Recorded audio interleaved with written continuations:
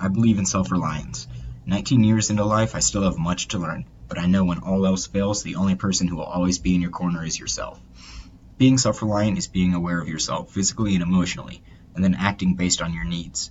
If an individual is unable or unwilling to take care of themselves physically, then they cannot be expected to take care of themselves emotionally.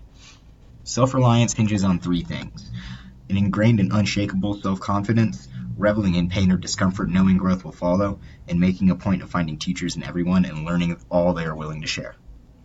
They say confidence is key, and for a reason. Half of being successful is believing you can succeed.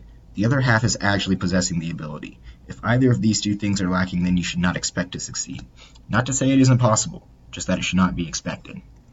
If one's ability is immeasurable, but they have little self-confidence, their success is really a coin flip, and the same is true for an ultra-confident individual with little to no experience in the given task. Life is not easy, even for those who have it easy by comparison, as struggle and hardship do not care where you come from or how much money you make. In desperate moments, it is necessary to look adversity in the face and say, is that all you got?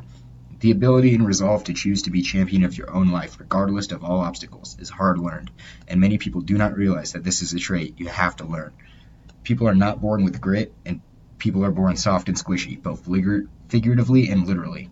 As people grow physically and emotionally, their bones and minds grow harder and denser depending on the stress placed on them, and one's willingness to endure discomfort is a good indicator of their ability to fend for themselves.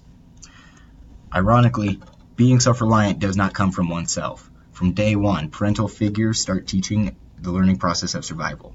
Parents teach their kids how to walk from point A to point B, then run away from danger, and then later how to identify the danger and avoid it. In the process of becoming truly self-dependent, relying on others' knowledge and expertise is necessary. The best way to understand something is accepting the teaching and advice of another while taking it with a grain of salt, and then testing it in action. If you take their advice at face value, that is not being self-reliant, but just dependent.